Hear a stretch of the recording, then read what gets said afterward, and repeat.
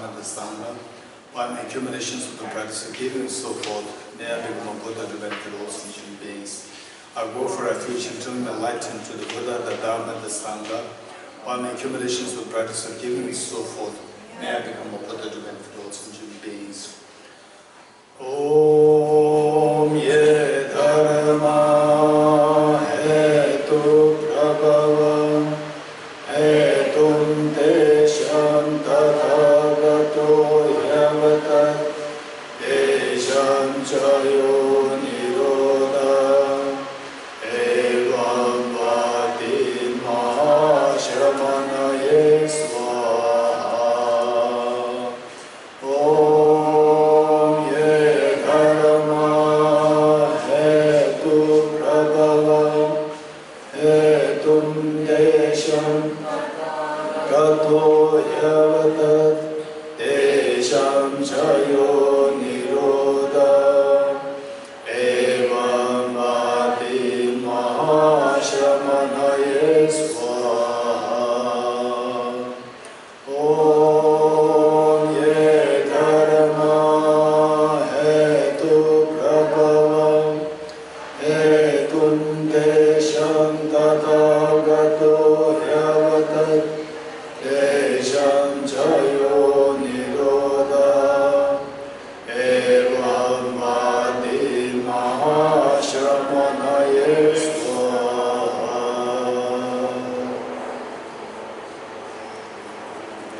Okay. We return to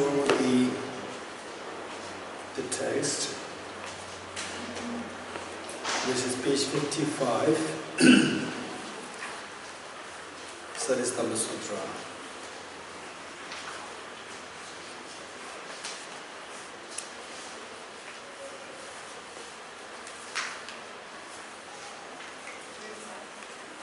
Page 55. Huh? I see. 63. Well, that's true. In one case it is 63. Okay, 63 or 50. In some cases 55.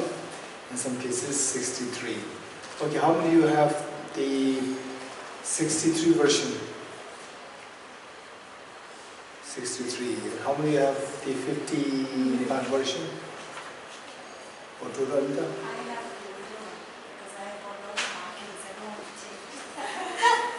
Okay. Mine is 59. 59. Which one is 59? 59. 59, wow. That's not the sutra. No, there are two. There are two sutras. One is the Sutra on Independent Origination, the other one is the Seedling Sutra. There are two. Yes, sir? Which page number? 63. Okay, I'm happy. Okay, so it seems like there are only three versions. Total Anitaji, what is your number? Mine is 59. 59. 59 is the 2nd October 2017. Okay.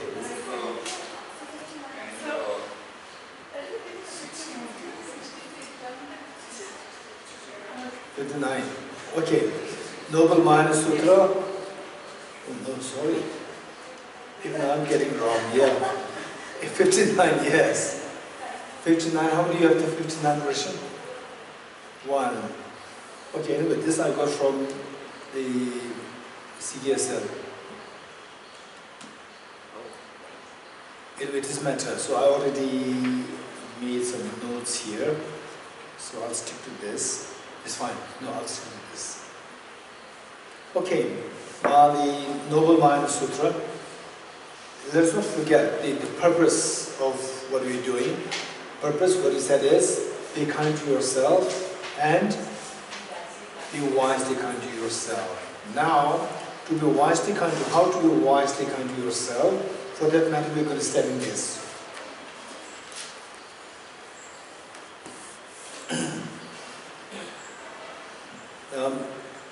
The Noble Mind Sutra, the Rising Ling, for which all Buddhist Bodhisattvas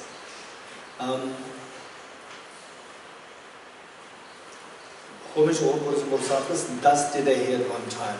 Thus did I hear at one time. This is the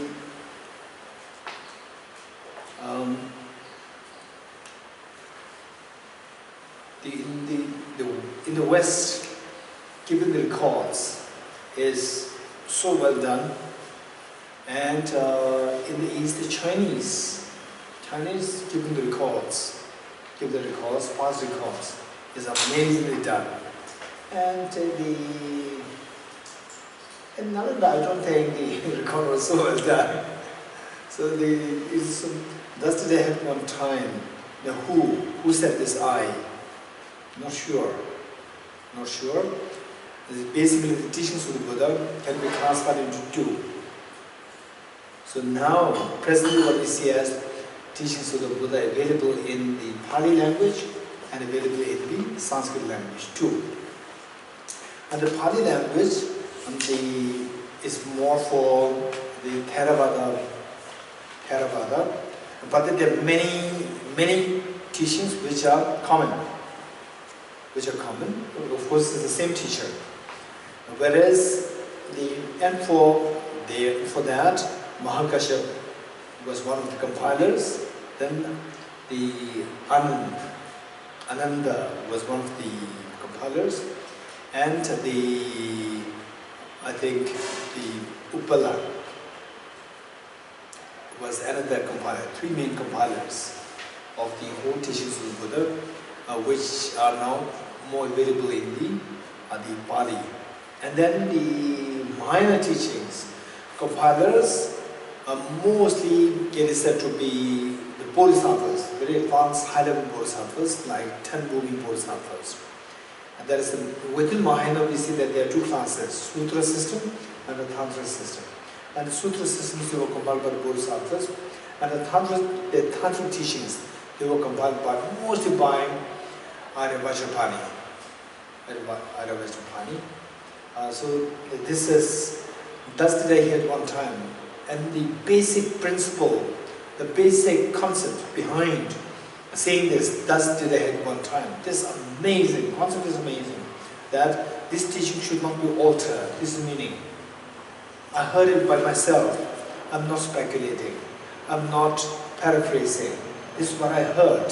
This is the compilers mentioned, saying that this teaching is very authentic. It's exactly what I heard, and I'm not paraphrasing, and I'm not introducing my own concepts. This is what I heard. And there are many explanations at one time. And this teaching is so precious that it's only what the compiler heard at one time, not so many times like that. But it's fine.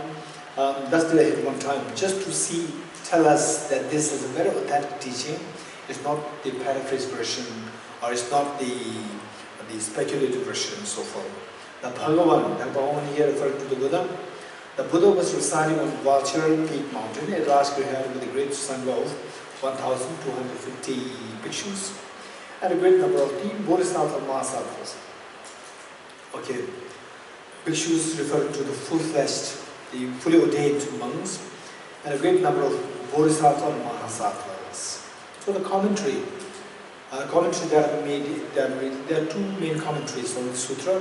One is by the Arya Nagarjuna, whether it is the Arya Nagarjuna, the 2nd century AD, or with the same name of a different commentator, we were not too sure. Okay, one by him and one by Acharya Kamalshil. So one that most of the people who read the commentaries, they read the Acharya Kamalshil's commentary, which is more detailed. Okay, so I base on Acharya Kamalshil's commentary more. Of course, I read both. So this has both the commentaries available. Okay. So Acharya Kamalshil, he explained, this is very interesting. We speak about the Mahayana and Theravada. has the connotation of greatness. So it says Bodhisattva, Mahasattva, Maha. Bodhi is the awakening, enlightenment. Sattva is the courageous one. Courageous one, or the one who aspires. Sattva has two connotations. One is one who aspires. Number two is the courageous one to aspire this goal. Two, Bodhisattva. So Acharya Kamalashi, so he beautifully explained this by saying that Bodhisattva, if you understand it literally, it can also apply to the Shravakas and Prajna Buddhas. Shravakas and Prajna Buddhas, they also aspire their own enlightenment. So in order to distinguish that the Bodhisattvas are different from the Shravakas, Mahasattva, this is added, Maha. So what does it mean by Maha? Maha has, the Acharya Kamalashi, he gave seven reasons why the Mahayana tradition, the Bodhisattvas, they are referred to as the Mahasattvas.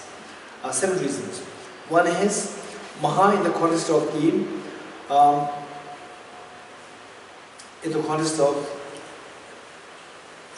teachings of the Maha teachings, teaching of the great exposition of the great topics like the perfection of wisdom.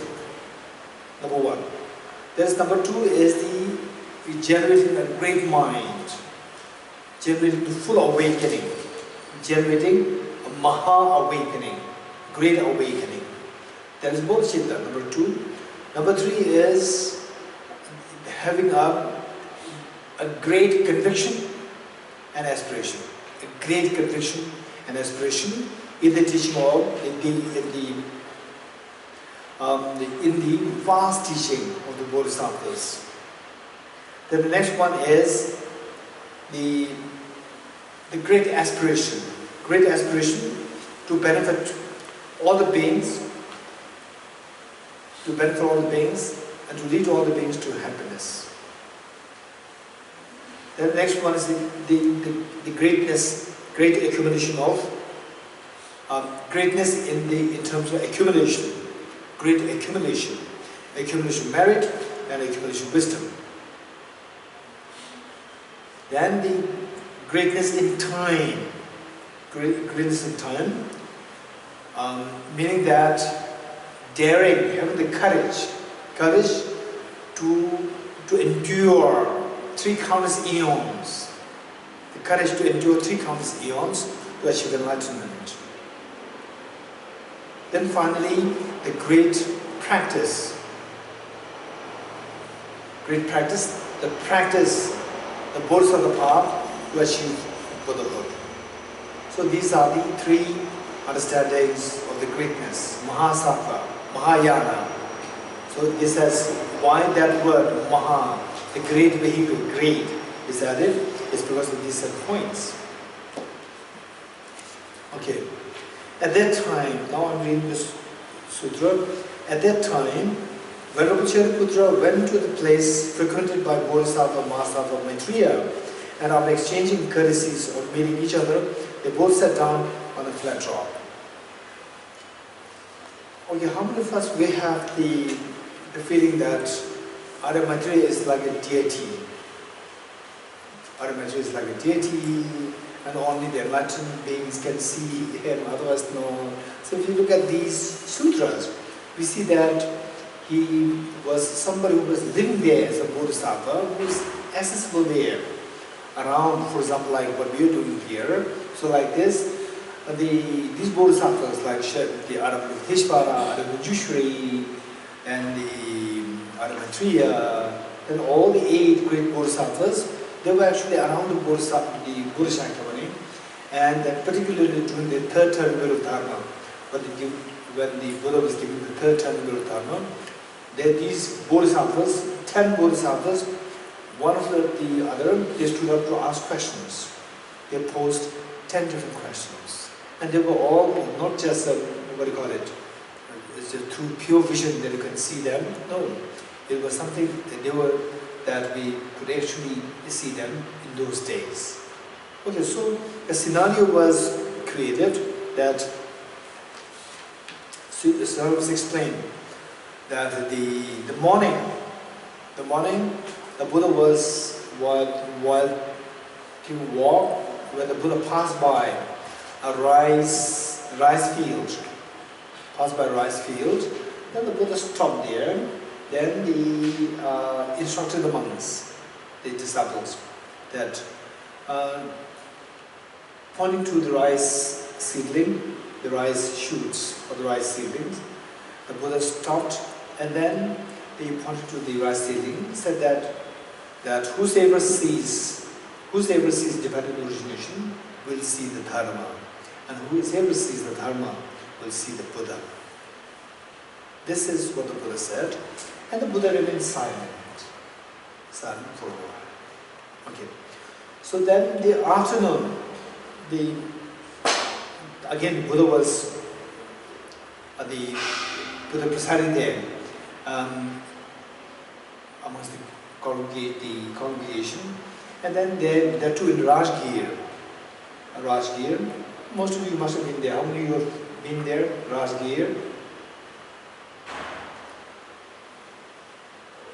Okay, most of us, Rajgir. And we must go there, at least see if we can go there once at least. There's a place where many of the sutras were taught by the Buddha. It's a very holy place. So, then Arya was also there. And then Shariputra, he turned towards Arya, and then they sat down on a rock. And then Shariputra exchanged courtesies and then started asking questions. And the question is there, this sutra is a very beautiful sutra, not complicated sutra, very beautiful. Then the question was asked, Shariputra reminded Arya that what happened that morning, that the Buddha, while passing by the rice field, the Venerable Maitreya, do you remember that? The Buddha pointed to the rice seedling and then asked the monks that whosoever sees dependent origination will see the Dharma, and whosoever sees the Dharma will see the Buddha. And then what does it mean by dependent origination? What does it mean by Dharma? What does it mean by Buddha? Question one. And the questions are very clear. And how, by seeing dependent origination, we'll see the Dharma, and how, by seeing the Dharma, we'll see the Buddha. So this is question asked by Shariputra to Arya. So in fact, this is more like a dialogue between two of them, which happened because of the incident, because of the teaching the Buddha gave very briefly in the morning to the disciples when passing by the rice field. Okay. At that time, Shariputra went to the place frequented by Bodhisattva Mahasattva Maitreya, and after exchanging courtesies on meeting each other, they both sat down on a flat rock. Esteemed Shariputra then said the following to the Bodhisattva Mahasattva Maitreya, the Bhagavan, the Buddha taught this sutra today to the bhikshus, to the monks, while gazing at a rice seedling. Bhikshus, whosoever sees dependent arising sees the Dharma, whoever sees the Dharma sees the Buddha. Having said that, the Bhagavan remained silent. Maitreya, what's the meaning of the sutra taught by the Bhagavan? What is dependent arising? What is Dharma? And what is the Buddha? How does one see the Dharma by seeing dependent arising? And how does one see the Buddha by seeing Dharma? After he had spoken, the Bodhisattva Mahasattva Maitreya replied to the esteemed Shariputra. Then the whole discourse, all the responses were given by Arya Maitreya. It's a very detailed explanation given, and they're also not difficult. After he had spoken, the Bodhisattva Mahasattva Maitreya replied to the esteemed Shariputra. Venerable Shariputra, the Bhagavan, the Lord of Dharma, the Bhagavan, the Buddha, the Lord of Dharma.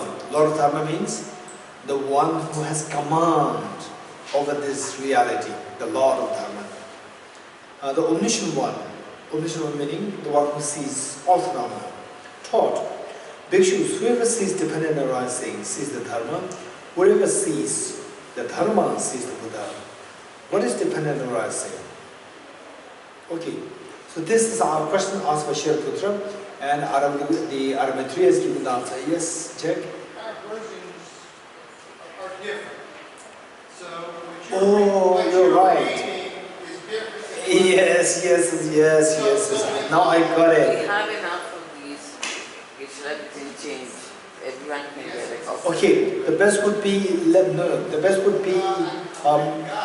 think you have to decide how. exactly. I'm very sorry for that. Do we have the latest version? Yeah, everyone can get it. Latest version. Okay. Yes, I'm sorry for that because what happened was that, okay, I'm reading the old version. Okay. Now, Dr. Arya, you have to change your book. Okay.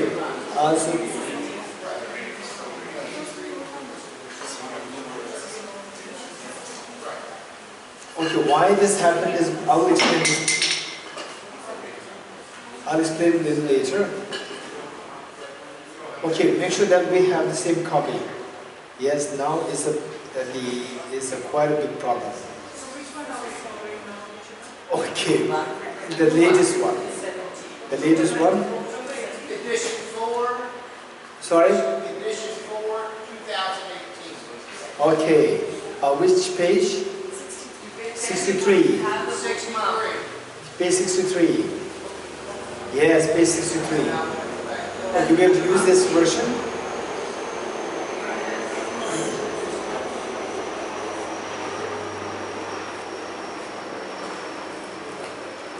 Okay, thank you. Thank you, Jack. You're welcome, thank you. Yeah. So why this happened was because that we had two translations. Initially, we requested for this translation from 84,000 translation group. Somehow I got a permission, and it was, they told me that this is the translation, and it was not actually their translation, it was somebody else's translation. And I checked with them that this is already existing translation.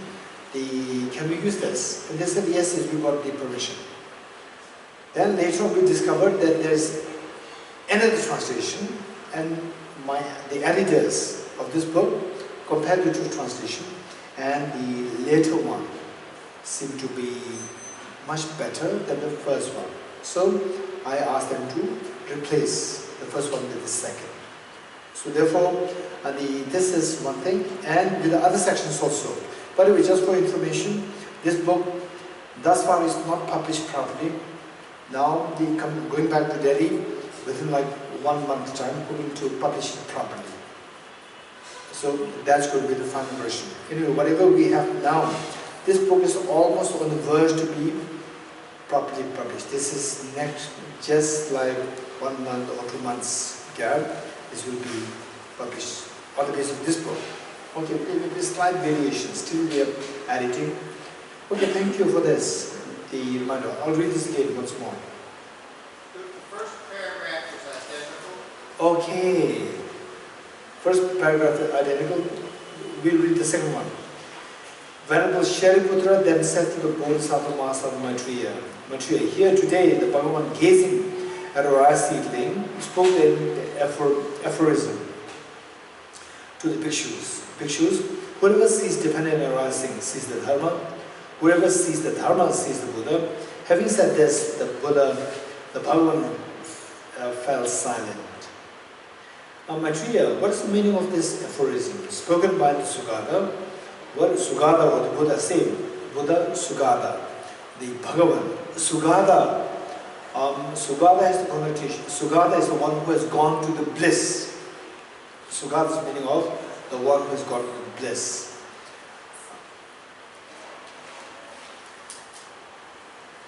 The bliss the bliss of having eradicated the mental defilements.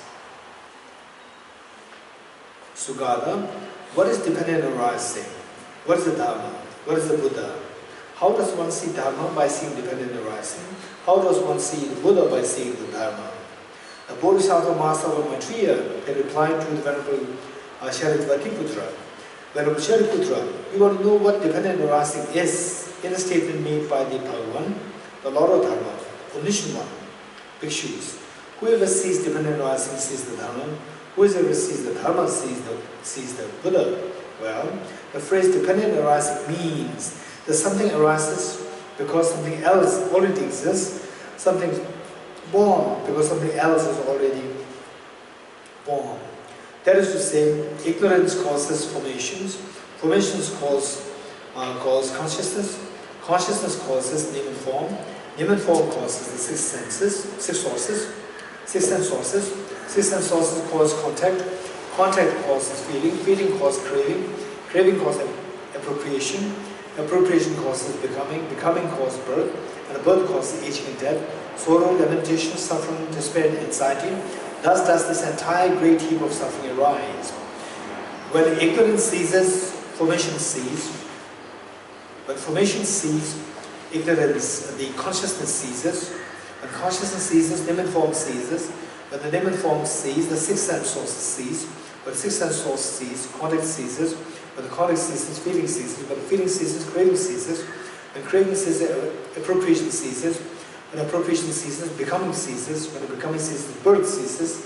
And when the birth ceases, aging and death, sorrow, lamentation, suffering, despair, anxiety cease.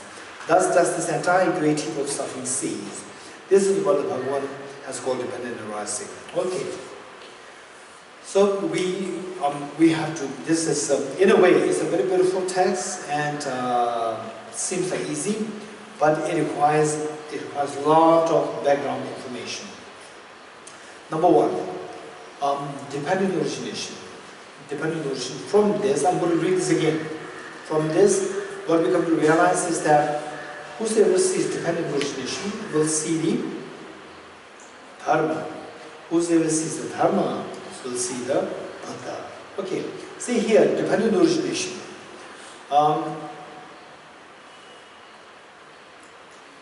Dependent origination. His Holiness the Dalai Lama explains this on three different levels. And sometimes His Holiness also explains this in two different levels. There's no contradiction. Three levels is more detailed. Two levels is more compressed. Three levels. What are they? Causes and conditions.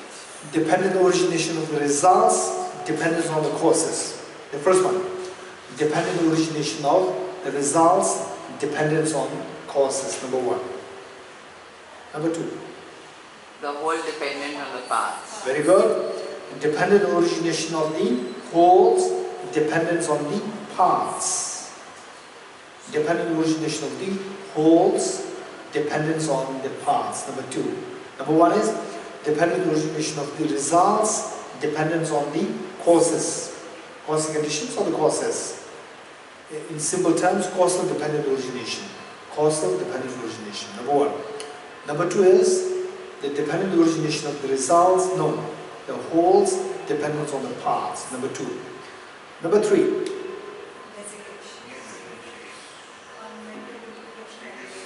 Very good. The third level is the dependent origination of the dependence on mere mental designation. Dependent origination of dependence on mere mental designation.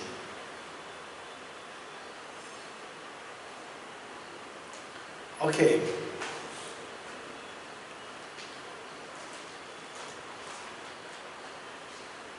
Now, the first one. The first one is, okay, this is interesting. There are so many backgrounds need to be given. First, let's see that the where, and of course the finally our job is to eradicate our ignorance. Unless until we get into the ignorance, no matter what we do, we will not be liberated from the fears of life. In other words, we will not be liberated from samsara. And there should be somebody who should ask me, what exactly is samsara? Anybody who likes to take the responsibility of reminding me of what exactly is samsara? Because we talk about samsara all the time. Anybody? Okay, Ravish, you would like to remind me? Okay. So,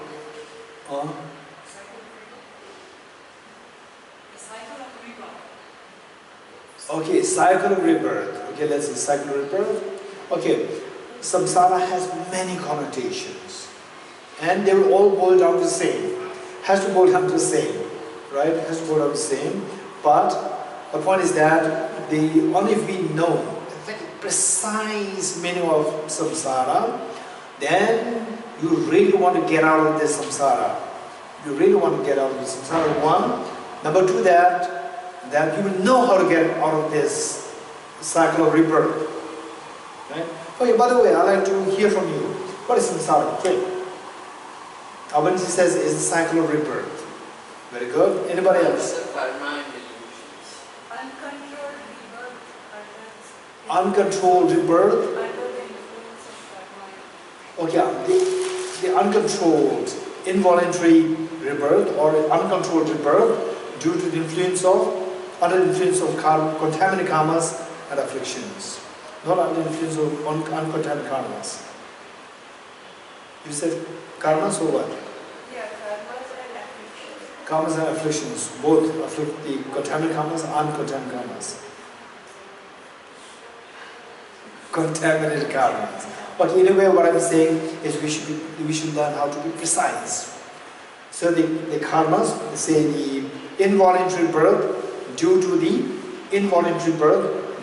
contaminated karmas and afflictions. Very good. And one is this cycle of the rebirth. Okay, anybody else? Involuntary push and pull. Okay, the involuntary push and pull. Involuntary push and pull. Okay, this is a little bit of technical thing for many of us here. This is what we're going to learn. Involuntary pull and push. This is extremely important point. Anybody else? Anyone? Anyone? What do you understand by samsara? This is what we use so oftentimes, particularly in India. In India, this was samsara. Nowadays, people who learn about Hinduism, Buddhism, Jainism, even in the West, they all talk about samsara.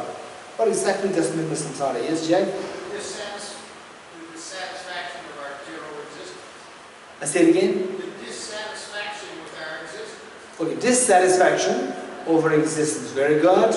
Very good. Anyone else? Charu?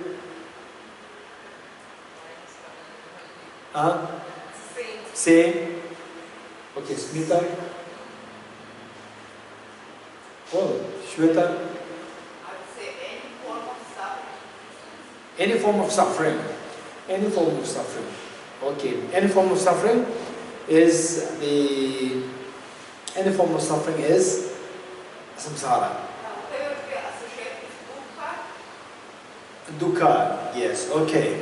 Ravi? It's a combination of both happiness and suffering. Okay.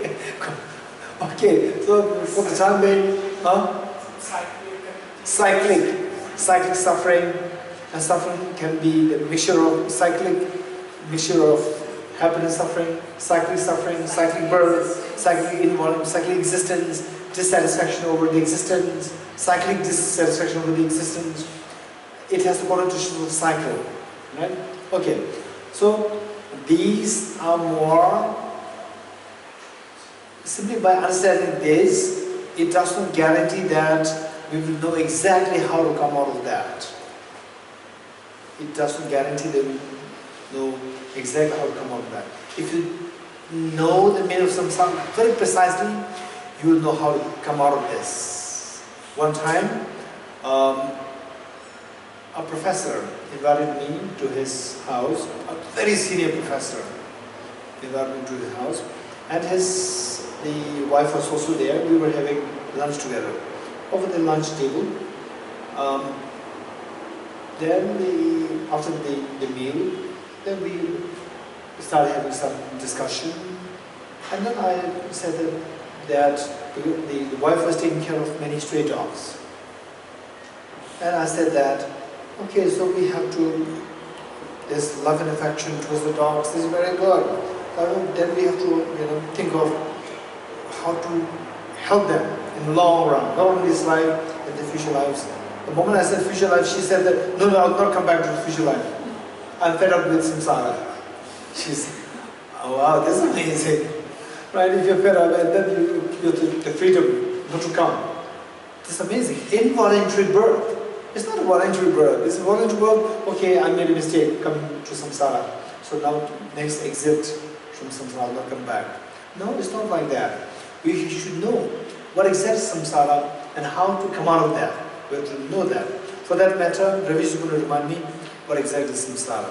In a way, what Stanzilla said, involuntary pull and push. What exactly is this involuntary pull and push? This is what we're going to learn. Okay. So that's happening cycling. Cycling doesn't mean like round. It is like endless. Like a wheel, even though it is, say, the circumference maybe like 1 foot or 2 feet or 3 feet, but when you keep moving, then it is endless. Endlessly you can move it. Okay, so therefore it's known as samsara. So now the point is, what exactly is samsara? This is what we need to know. For that matter, the Raviji remind us. Okay, in case if you finish the retreat without giving this what exactly is samsara, I'm not responsible. Right? Because Raviji should be reminding us. Okay, so let's see.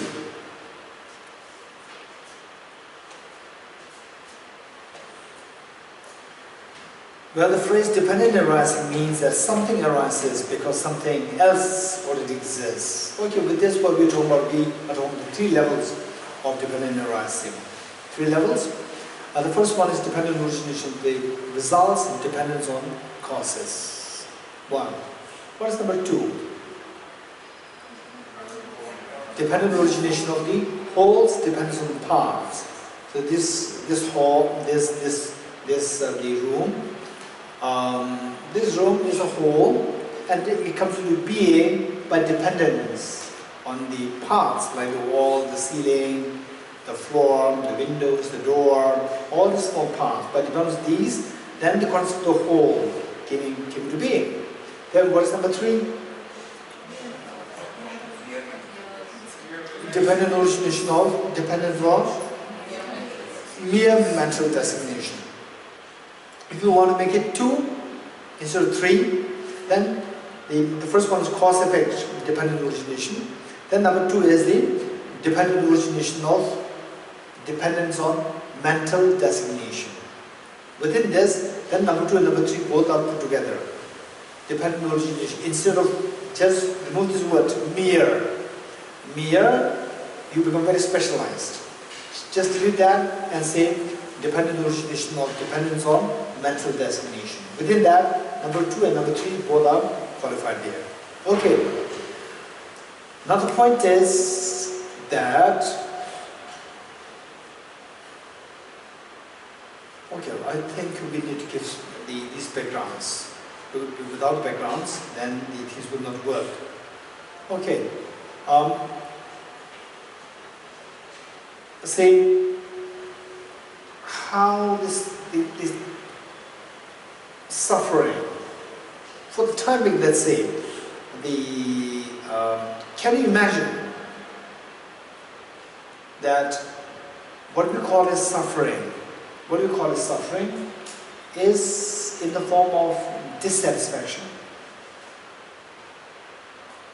Can you imagine that? Or do you understand it? Or can you equate it to, like, what I call as suffering is actually the different form of dissatisfaction. Or, to make it even more defined, suffering, dissatisfaction, and loss of freedom. Oftentimes, suffering, what's the opposite of suffering? Okay, this is in a very loose sense. Now, technically speaking, suffering, remove the suffering, what do you achieve what? Nirvana. Nirvana or nirvana. Okay, so suffering versus nirvana. Right? Suffering versus nirvana. Nirvana is what in many texts is described as liberation. Did you read books where liberation in the palm of your hand, right? It's going to liberation. Liberation, freedom. Same. In many texts, this word freedom is also used. Many texts, liberation is used. You getting it? Okay. Now, he says samsara as opposed to nirvana, samsara as opposed to liberation, samsara as opposed to freedom. Now, samsara means opposite of freedom. What's the opposite of freedom? Lack of freedom. Lack of freedom. When you don't have the freedom, you are not satisfied. There's dissatisfaction. So, samsara, dissatisfaction, lack of freedom. They all mean the same.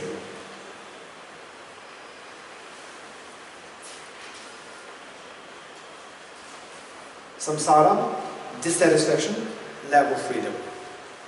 And if possible, any problem that you go through yourself, any problem that you hear somebody else going through, see that this is a form of dissatisfaction, this is a form of loss of freedom. Okay, can we give us some examples of suffering? Any form of suffering? Just give one example, quick. One example, page. One example, yes. Pain. Okay. Okay. Pain, death, anger, illness. Okay, others. One.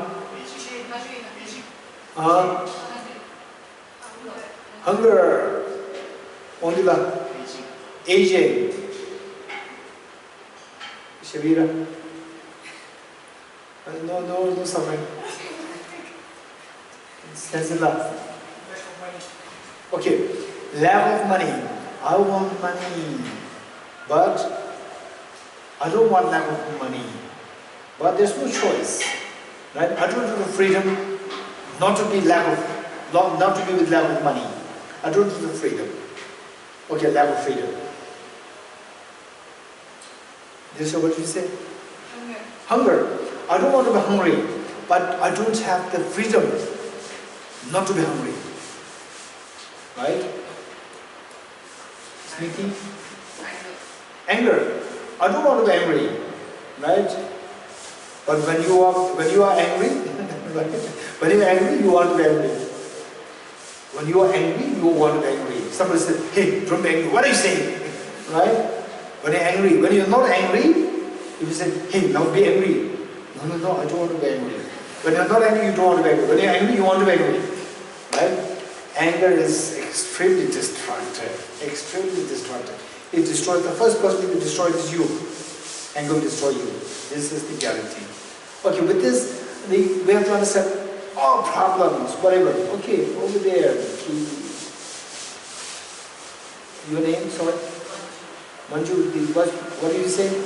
Suffering. What suffering did you mention? Illness. I don't want illness. I don't want illness, but I don't have the freedom not to have illness. So therefore all problems somehow should be seen as the meaning of lack of freedom. Lack of freedom. And dissatisfaction. If you know this, then when we understand, when we see nirvana, or when we understand nirvana in the context, when somebody talks about nirvana in the context of the freedom, that makes total sense. Okay. Now with this,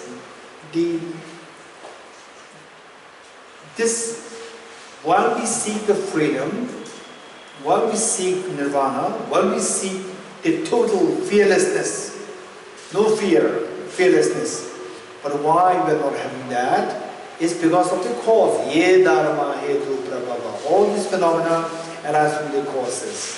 They are the causes responsible. What are the causes responsible for all these problems? What are the causes? So for this, we have to remember Arya Nagarjuna's stanza. Arya Nagarjuna's stanza, which stanza is that?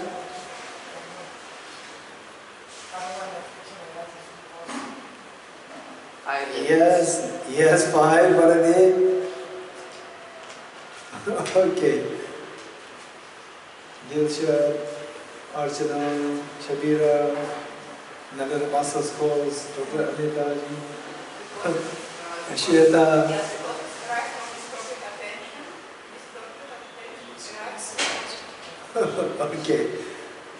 Okay, so this stanza, there's one stanza, it comes in this book 302 times. 208. 208. Somewhere,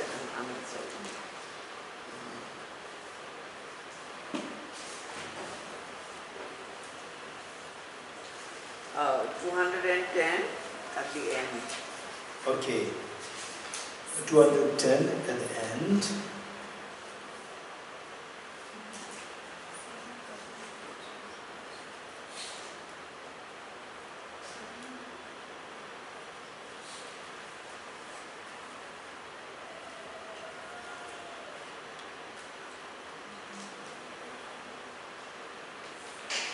Okay, let's turn to page 116. Page 116 is the same which the Shantideva pointed out. I'm pointing out from the original text. So whereas the 1 into 200, that is the compilation. So from the original text, page 116, this is from chapter 18. Chapter 18 of Arya Nagarjuna's text. Mulamadyamikakarika, or the fundamental wisdom of the middle way, chapter 18, examination of seven phenomena, stanza 5. Ceasing of karmas and afflictions leads to nirvana. Karmas and afflictions arise from conceptual thought. These arise from mental elaboration of grasping into existence. Elaboration ceases by emptiness. Okay, so from this we can extract 5 points as to how our suffering comes to be. Ye dharma hetu prabhava. These phenomena arise from the causes. How this phenomenon of suffering arises from the causes in detail is explained in this by this stanza. Okay, from this we have to take out 5 points. Ceasing of karmas and afflictions leads to nirvana. What's the opposite of nirvana? Samsara. So point number 1 is samsara. Out of the 5 points, point number 1 is samsara. So from this, implicitly what it says is samsara comes into being by the karmas, contaminated karmas. Number 2 is contaminated karmas. Number 1 is samsara. Number 2 is contaminated karmas. Then the contaminated karmas arise from afflictions, number 3. Number 3, afflictions. Then afflictions, it says, karmas and afflictions arise from conceptual thought. Number 3, conceptual thought of inappropriate attention. Conceptual thought of inappropriate attention. Number what? Number 4. Then these arise from mental elaboration of grasping to existence. The conceptual thought of inappropriate attention arises from the elaboration of self-grasping ignorance. So we see that there are 5 points. If possible, try to memorize this stanza. In Tibetan it is this is Tibetan version. Let us memorize this also in English. So ceasing karma and afflictions leads to nirvana. Karmas and afflictions arise from conceptual thought, which in turn arises from elaboration of self-grasping ignorance, and self-grasping ignorance ceases by the wisdom of emptiness. Okay, this is the stanza we need to remember. 5 points. For that, I will give you some, and whatever we learn, try your best that you really understand what is being said, what are you learning. Don't just keep it theoretical. It must be convinced. You must gain conviction in what we learn. And these 5 points, we must gain conviction. And of course, to gain conviction right there within 2-3 minutes, it's not possible. But first I will share with you one example. One example. From this, we should be able to apply this to the other problems. And many of which is so obvious. We can see that within our own lifetimes. Within this very lifetime, within a 1 day, 2 days time, 1 week, 1 month time, 1 year time, you can see that this is actually happening. These 5 points are actually happening. And then from this, we can conjecture the others which require several lifetimes. Okay. Let's say that your job, I will just create a scenario, and your job is to pick up the 5 points. Let us say that you are fast asleep. You are fast asleep, and then you are dreaming. You're dreaming, and then you dream of, your friend driving a very good car. Okay, and then your friend says that, okay, now I'm moving to America, so this car, asking you want to dump it. It's a brand new car. And you said, okay, then I'll keep it. Then your friend says, the other friend says that, no, I'll keep it. And you two of you will have a fight. Right? Friend A is leaving, friend B and you. Two of you fist fight. With a fist fight, then both of you end up in prison. Okay, tell me, what are the 5 points you found from this story? Huh? You just listen to the story, did not think about the points. Okay, the Arjuna. Dream is samsara. Okay, the Charu. Desire to have the car is affliction. Okay, now we could put 2 points. Dream is the samsara. Okay, when I say there are 2 points, don't take it too seriously. It can be wrong also. Right? One, the dream is the samsara. The desire to possess the car is affliction. Fighting is the karma. Very good.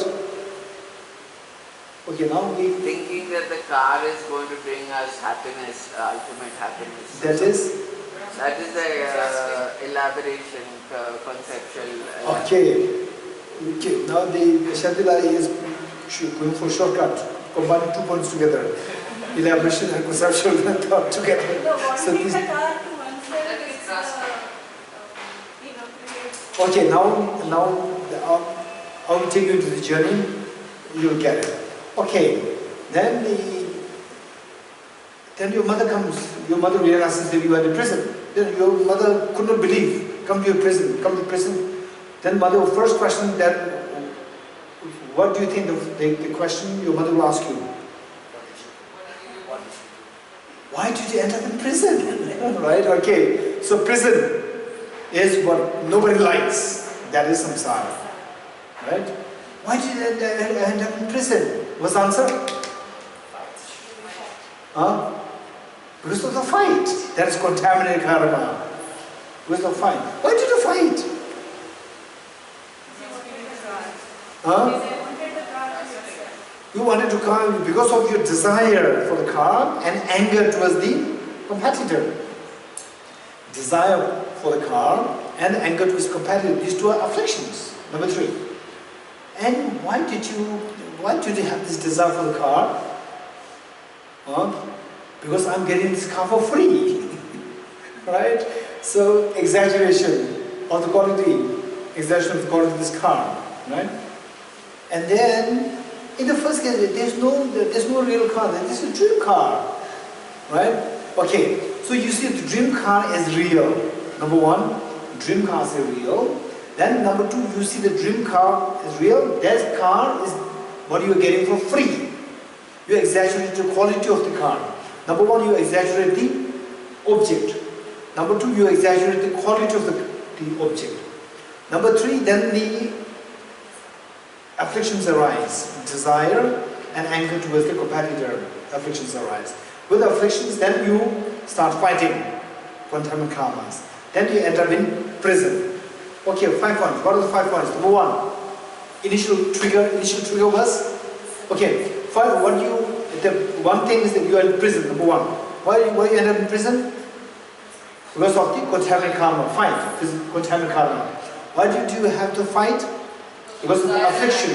Because of the affliction? Which affliction? Desire towards the car and anger towards the competitor, affliction. Why do you have affliction? Exaggerating the quality of the car. That the car is what you're getting for free. And then this is triggered by seeing the dream car as real car. Seeing the dream car as dream car. This is, okay, now technically speaking, contaminated karma is fine, afflictions is fine. Okay. Contaminated karmas. What is meant by contaminated karmas? First, we have to say contaminated karmas. What is karma? Then how that is contaminated. Karma is action. Physical, verbal, and mental action. These 3 actions, they are, to be very honest, these actions, they come about because, for example, say, okay, what am I doing? Okay, if I don't ask you and suddenly I do like this, right? I do like this, you may think that I think he may be very happy, right? Or he must be thinking something. He wanted to simply pat himself. But if I pat very strongly, oh, he must be very angry. From there you can infer. So, say gentle pat and very strong pat, this indicates what? What made you to pat gently and pat very strongly? That's intention. That intention is the real karma. Intention for you to physically move is the physical karma. Intention for you to verbally speak, that is the verbal karma. And the intention for your mind to move, that is the mental karma. Then the highest Buddhist school, Prasangika talks about, even the physical gesture also, not only the mental, even the physical, even that's also karma, not only the mental. Whereas the lower schools, okay, high school, lower school, don't worry too much about that. Okay, a little bit of what I'm trying to explain, you try to keep in mind, okay, these are distinctions there. High school, lower school, what the lower school says is something high school also accept. High school simply add one thing to that. Lower school says is that patting gently, patting roughly, this is all decided by your intention. This intention is the real karma. Intention means a mental factor which makes your body, mind and speech to move. Movement is action. You agree with me? Movement is action. So your body to move, then the movement of the body is a body action. So what actually made it do? It is the intention inside. There is one intention. Intention which makes your body to move is known as the body karma or physical karma. Intention will make your speech to move, that is the verbal karma. And the intention to make your mind move is the mental karma. So this is intention. This intention is a mental factor. This is something common to lower schools and the highest Buddhist school. Now the highest Buddhist school says something very unique. On top of that, actual physical action which you can see. Actual verbal action which you can hear. Even these are also karmas. Not only the intention. This is a very comprehensive understanding. Okay, so that is karma. Now the question is contaminated karma. What do you mean by contaminated karma? Why this word contaminated is added? Any karma influenced by affliction. Any karma influenced by affliction. Okay, I'll tell you one thing. This is interesting. This is more like a crash course. Keep this in mind. At times it may be a little complicated, right? Because this is a crash course. Okay, I'll tell you one thing. How many want to have a dream, ghost dream? How many want to have a ghost dream? To meet with a ghost in the dream? Nobody. How many like to have a dream of having a cup of tea with His Holiness the Dalai Lama? His Holiness offering a cup of tea. How many of you like to have this? Shabira? Yes. Shweta? Yes. Sibila? Okay, so we all. Okay, let's say. Which of the two dreams is pleasant? Dream meeting with the ghost? Dream meeting with His Holiness the Dalai Lama? Which dream you like to have?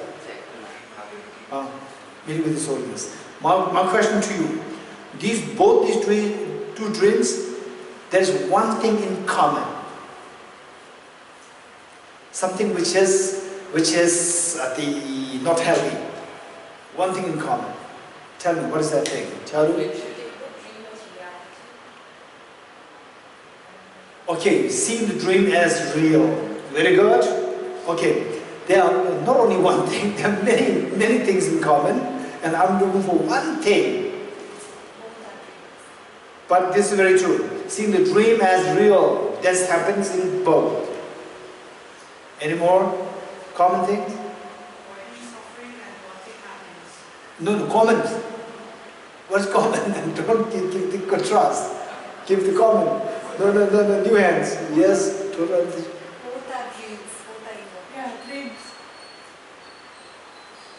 Both are dreams. So what's the problem? Both are illusionary. Huh? Both are illusionary. Both are illusionary. Very good. Created by our own mind. Created by own mind. Yes. Anybody? Okay. Now we got many answers. What do you say? They see the dream as real. Happens in both. Number one. And Anita, what do you say? Both are dreams. And number three, both are illusory. Anybody else? The push and pull in both. In one case is a pull, one case is a push, but they're both colored with seeing it like with exaggerating the qualities a little bit. Okay, exaggeration qualities. Yes, that's true. Anybody else? Raviji? There's no influence in the dream. Huh? You can't influence the dream. Oh, you cannot influence a dream. That's good. Anybody else? Okay, do you? Yes. Huh? Say it again. Mind. Yes. The mind is playing trick on you. Is what you say? In the dream, your mind is playing trick. Both are driven by our afflictions. Afflictions. No. One by our desire and other by what we... No. Say in the dream you can dream of meditative emptiness. But it's still a dream. No, this dream, but it's not affliction, right? Wanting that dream.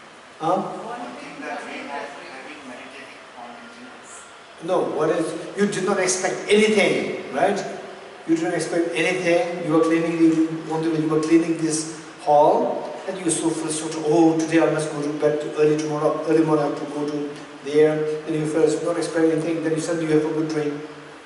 No, you did not have this one. Okay. Looking Do for you? happiness? Huh? Looking for a happiness. No, ghost dream will... yeah, I know. Freedom from suffering there. Looking for happiness, running from the ghost. Here, meeting with His Holiness. Okay, then meeting with the boring person? Which one? Meeting with the neutral person? Okay. Do you agree with me? Do you agree with me that one thing which is common between the two is that you don't have the freedom to choose the dream? Do you agree with me? You don't have the freedom to choose the dream. Even though it's a very pleasant dream, you don't have the freedom. Which means lack of freedom. Lack of freedom is suffering. You're getting it? And this is the dream. Although it's a very pleasant dream, you don't have the freedom to choose the dream. This, even the pleasant dream has the element of lack of freedom. Lack of freedom. Lack of freedom is suffering. So, the contaminated karmas, all these karmas are tainted. All these karmas that we engage in, they are tainted by the lack of freedom. they are tainted by lack of freedom. What lack of freedom? So this we'll study in more detail. Who's going to remind me? This is more complicated question. Okay. So Shabiraji said that she's going to remind me. Okay. The question is, all these karmas that we engage in, they are tainted by, influenced by lack of freedom. How? This is next question. This is a very important question. Okay, good.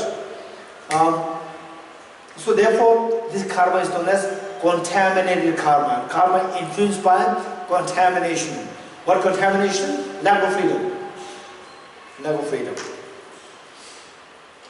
Okay, to make it very straight, for you to not always stay in suspense, tainted by afflictions or tainted by ignorance.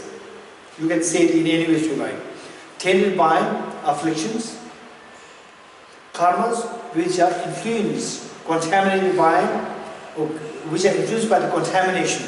Contamination here means afflictions, precisely ignorance. Okay, so that is karma. What is next? Miseries, the suffering, samsara, contaminant karmas. Contaminant karmas arise from afflictions. Afflictions. What is affliction? This is again a question. Affliction is a mental factor. Affliction is a mental factor, the presence of which disturbs your mind. Affliction is a mental factor, the presence of which disturbs your mind.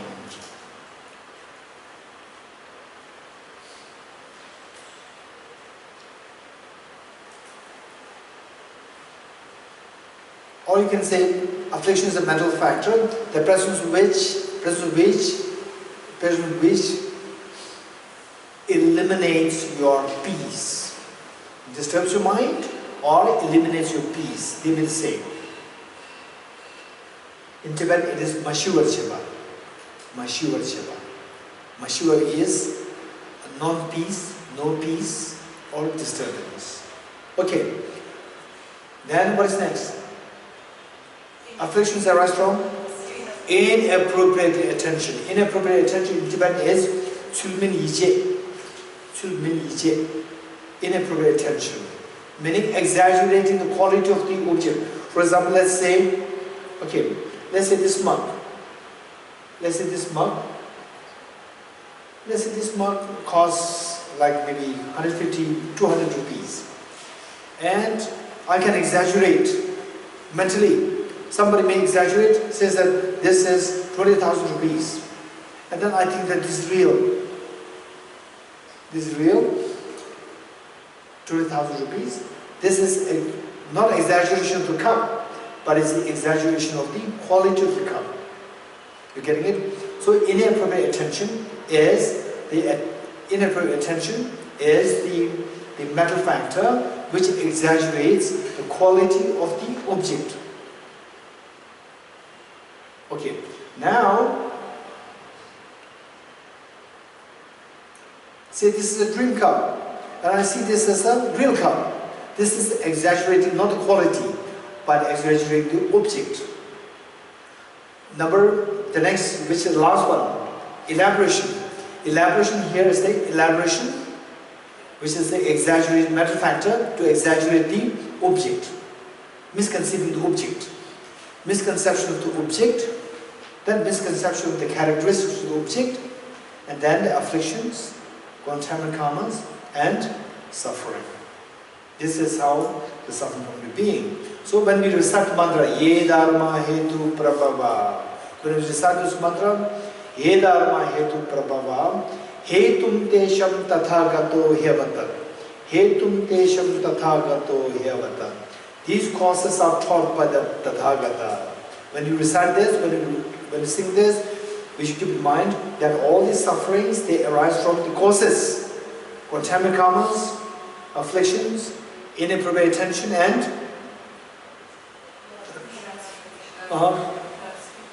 grasping at the object, misconception of the object, right? Okay, what are the causes when I say Hetum Desham Tathagato Hyavata? These causes are taught by the Buddha. When you say this, as a part of this mantra, what are the causes that should come to your mind, which the Buddha indicated? What are the causes of samsara? What causes should come to your mind as the causes of samsara? Contaminated karmas, afflictions, Conceptual thought and aberration. the conceptual thought or the inappropriate attention, and finally is self-grasping ignorance. Precisely self-grasping ignorance. Okay, these four should come to mind. And then, not only doing the mantra, but doing your day-to-day life experience. Whenever you go through some mental tension, unhappiness, feeling low, keep in mind that these four are acting. These four are acting now or since long time ago.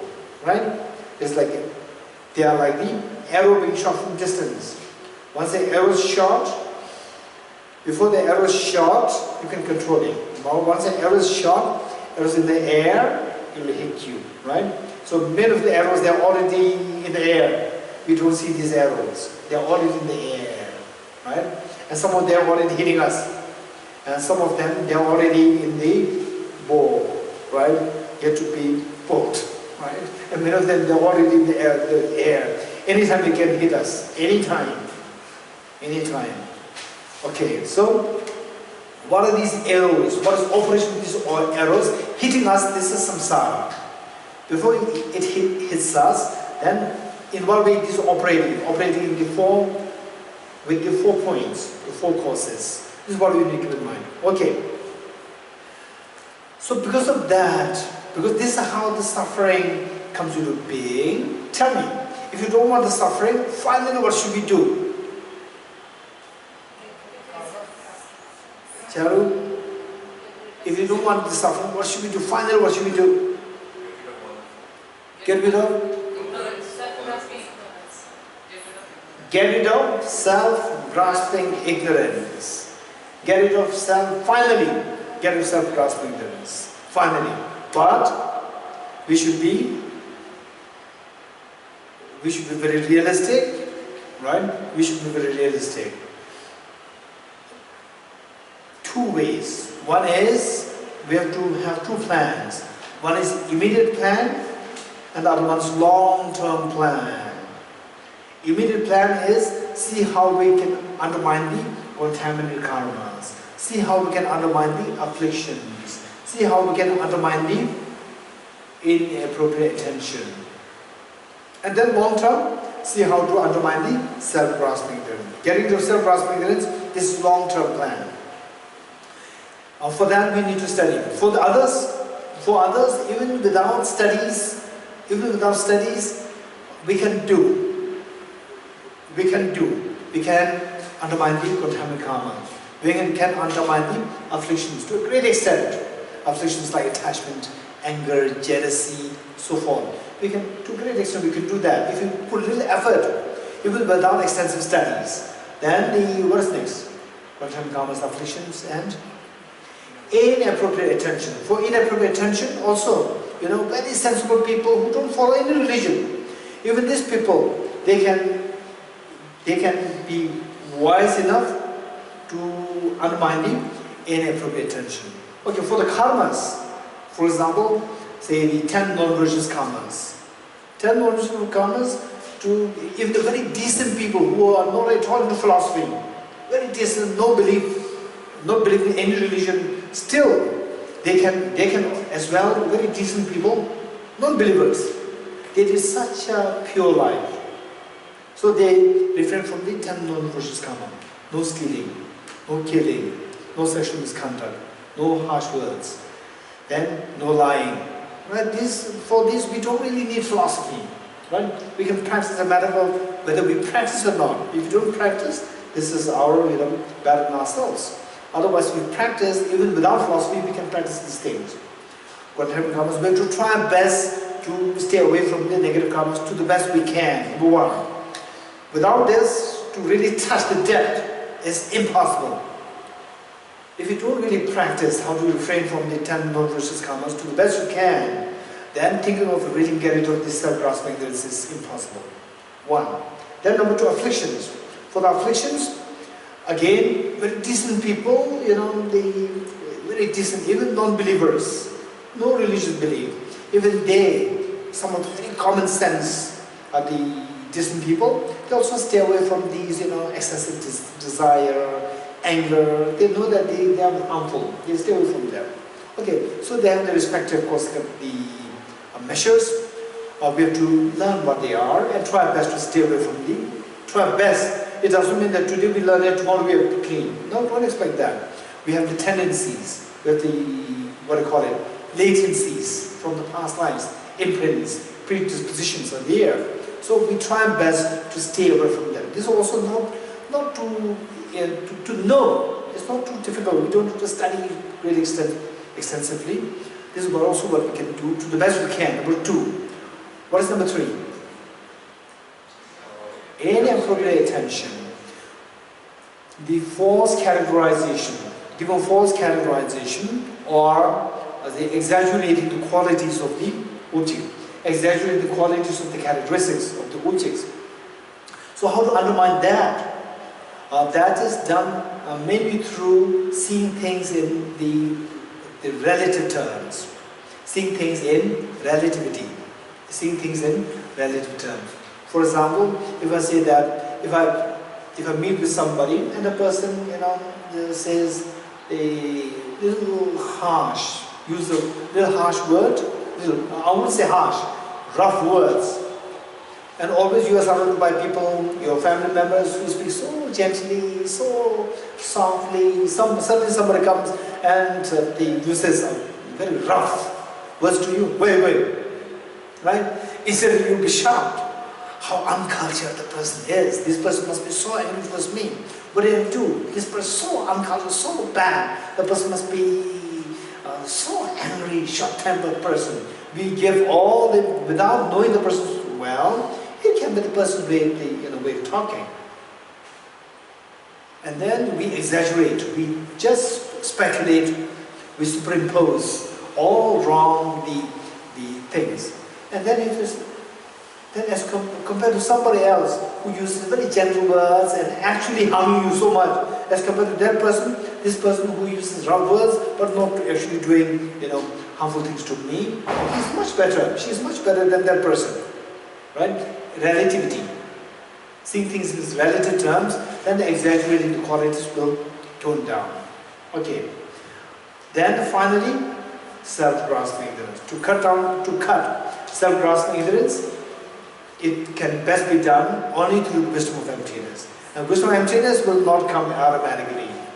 It will never come automatically. If you're not exposed to the study of the philosophy, it will never happen. However decent we are, it will never happen to us. So therefore, for the wisdom of emptiness, we have to have extensive studies.